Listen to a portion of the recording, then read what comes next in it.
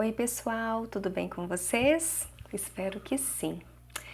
Eu pensei muito antes de trazer esse assunto aqui no canal, né? Mas eu achei necessário porque quem sabe a partir da minha experiência, da experiência do meu filho, a gente possa ajudar outras famílias e outros adolescentes, outras crianças também, né? Bom, para quem não sabe, o meu filho mais velho, ele tem o TDAH. E para quem não conhece, não sabe o que é, o TDAH, ele é o transtorno do déficit de atenção com hiperatividade. Então, além dele ter uma certa dificuldade em conseguir prestar atenção em algumas coisas, coisas que não são tão interessantes para ele, ele é ainda hiperativo. Isso quer dizer que ele não consegue controlar os seus impulsos, não consegue ficar, né, quieto muito tempo sem ter algo que lhe chame a atenção. Então isso acarreta alguns problemas, né? O TDAH ele começa na infância e pode perdurar, né, até a vida adulta.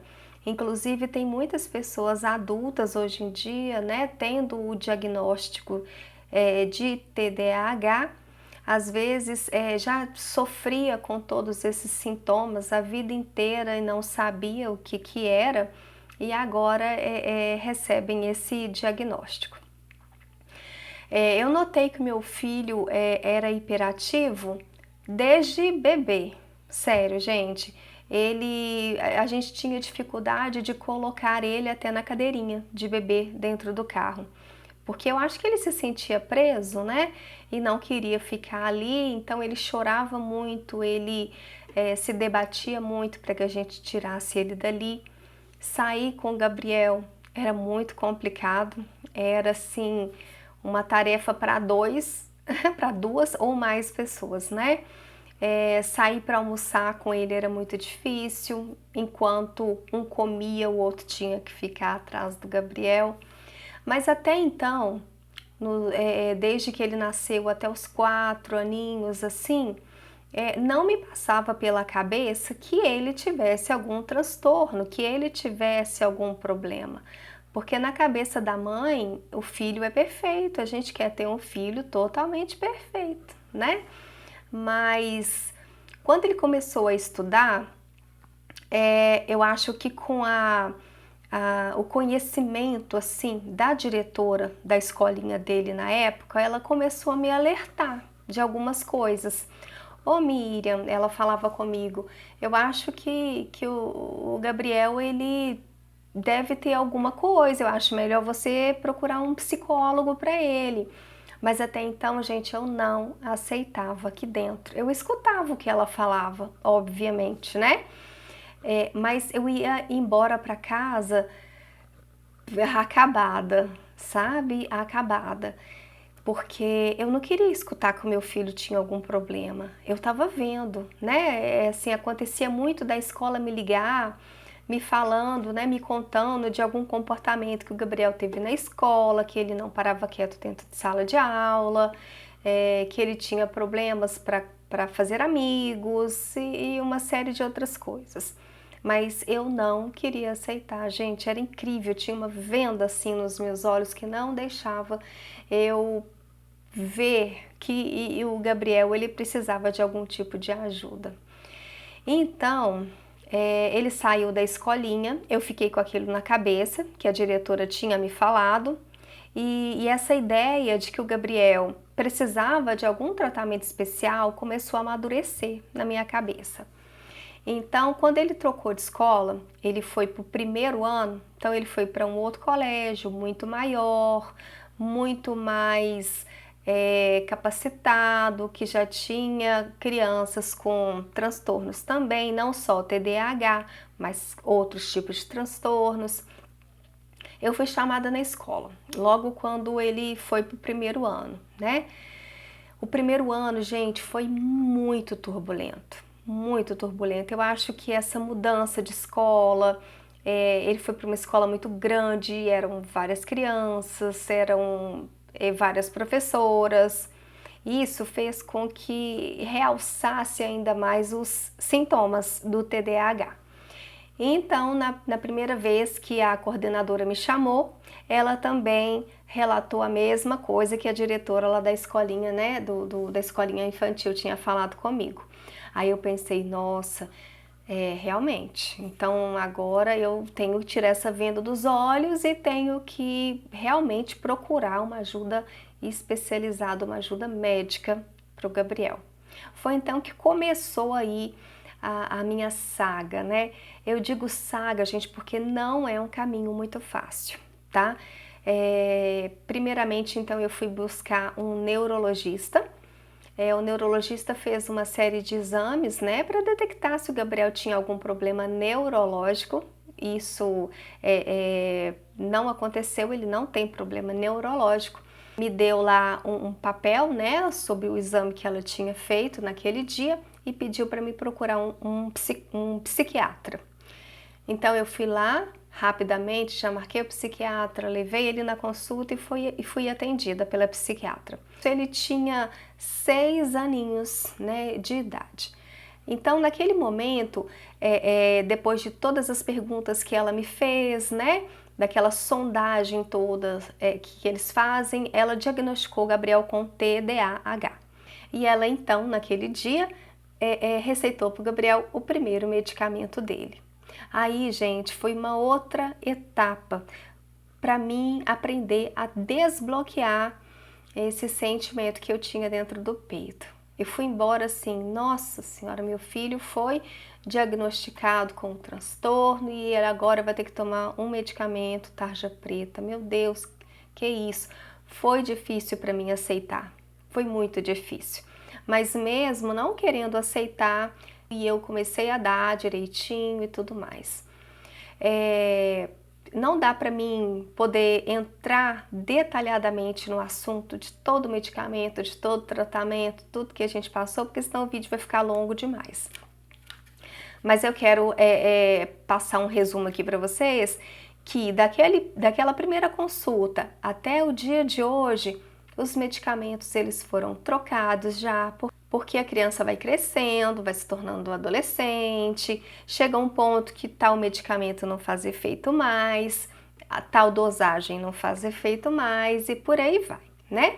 Então, a partir daí, hoje o Gabriel tem 14 anos, desde os 6 anos o Gabriel faz acompanhamento com pediatra, psicólogo, psiquiatra, neurologista, né? Inclusive a terapia dele que é feita com a Patrícia, que é além de uma psicóloga, ela é uma grande amiga do Gabriel e minha também, maravilhosa, ela vem nos ajudado muito, né? O Gabriel teve um progresso imenso com o apoio aí e o profissionalismo da Patrícia. Mas um grande problema que a gente enfrenta, gente, e eu gostaria muito de frisar aqui nesse vídeo com vocês, compartilhar aqui essa minha dor, é com as pessoas em geral. O Gabriel, por ele ter alguns comportamentos aí por causa da hiperatividade, ele é uma criança que tem muita ansiedade, então ele tem um pouco de comportamento um pouco mais infantilizado, que eu acho que demora um pouco mais a amadurecer, né? As crianças e adolescentes que têm o TDAH. Ele faz barulhos com a boca, ele dá gritos e isso às vezes incomoda as pessoas, né, que estão ao redor da gente. Eu tenho várias experiências desagradáveis, né, que a gente passou, por exemplo, em supermercados, em banco, em locais públicos, né, onde o Gabriel às vezes tem um comportamento de gritar, de falar mais alto, de interromper a gente e de pessoas colocarem nome feio nele. Gente, isso assim arranca o coração da gente, é como se tirasse um pedaço do meu coração, sabe? Porque a gente vê o filho da gente que já sofre com todas essas limitações ainda ser rotulado, taxado por pessoas que nem têm conhecimento da nossa vida. Isso é muito triste, chega a ser uma maldade assim do ser humano. E ontem eu tive mais uma experiência dessa, que eu estava esperando a minha cunhada no supermercado, e o Gabriel, ele passou correndo até perto de mim e ele veio gritando. Então o homem que estava dentro do carro chamou ele de uma palavra muito feia. E o Gabriel veio correndo até mim e falou: mãe, aquele homem ali me xingou de tal nome. Aí eu fui e falei: ô Gabriel, então tenta ficar mais quietinho para evitar esse tipo de coisa. Porque ultimamente, gente, eu tenho me controlado muito, até mesmo para minha saúde mental, evitado algum tipo de estresse e tudo mais. Mas aí a tia dele ficou muito indignada, né? Todo mundo fica, né? Tem dia que a gente não tá bem, que a gente não vai aceitar certos tipos de coisa. Então a tia dele foi lá no homem e chamou a atenção dele. Por que você chamou, né, meu sobrinho desse nome e tudo mais? E o homem reforçou, né? Reforçou aquele nome. E eu fiquei pensando, meu Deus, por que que as pessoas são assim? Por que as pessoas têm que julgar, têm que colocar nome feio? Ele é um adolescente de 14 anos, praticamente uma criança. E tanta maldade. É por isso que eu quis trazer esse vídeo aqui. É por isso que eu quis falar desse assunto, desse transtorno que está cada vez maior, né? Entre as crianças e adolescentes. E pedir para vocês que observem os seus filhos, que tentem tirar essas vendas assim como eu tive, como várias mães têm em relação a esse transtorno. Se seu filho apresenta, né, alguns sinais assim que você acha que não está dentro dos padrões, procura acompanhamento médico para o seu filho, porque o acompanhamento médico e psicológico ele vai ajudar o seu filho, a sua filha, a saber lidar melhor com essas situações e a ser um adulto melhor. Agora, uma coisa que eu acho muito importante trazer aqui para vocês é sobre como eu adaptei a rotina aqui dentro de casa com o Gabriel.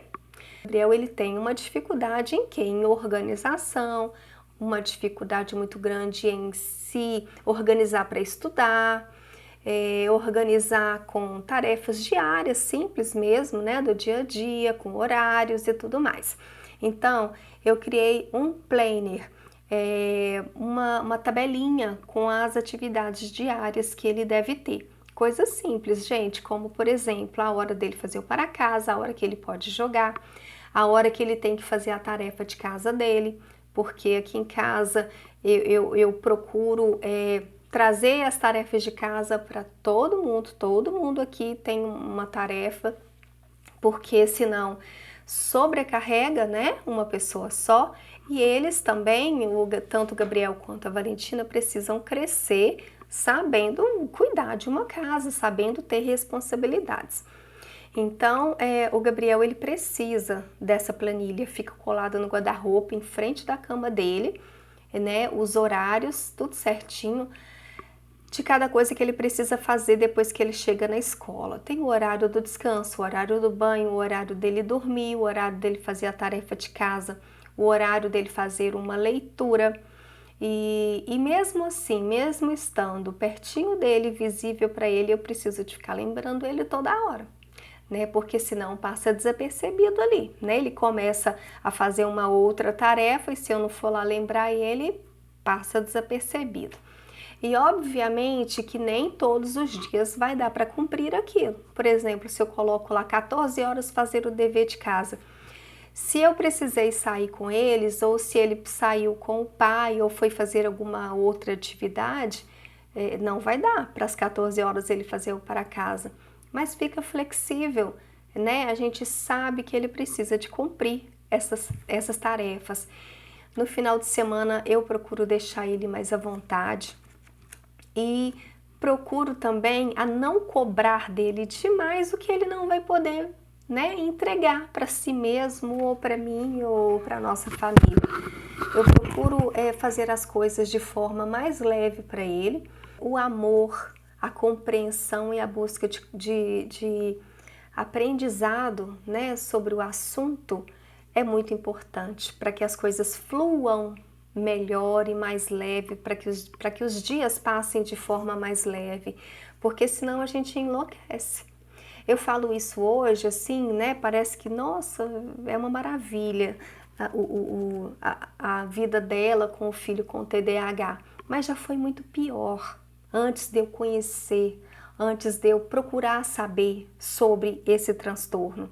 Por isso que é muito importante que você, pai, mãe, seja, né, qual for responsável, busque saber, busque entender o que é, porque a partir do momento que você sabe o que é o TDAH, que você busca informações, você sabe como lidar com essa situação, né? Você vai saber como lidar com o seu filho, você vai saber o que precisa ser feito para que ele também seja uma pessoa feliz. Uma outra hora eu volto para contar mais coisas para vocês. Eu queria muito falar sobre o bullying também, que o Gabriel já sofreu muito bullying na escola. Foi um processo muito difícil, mas já passou. Obrigada por me escutar, né? Por assistir esse vídeo até o final, se você permanece aí. Um grande beijo no coração e tchau para vocês.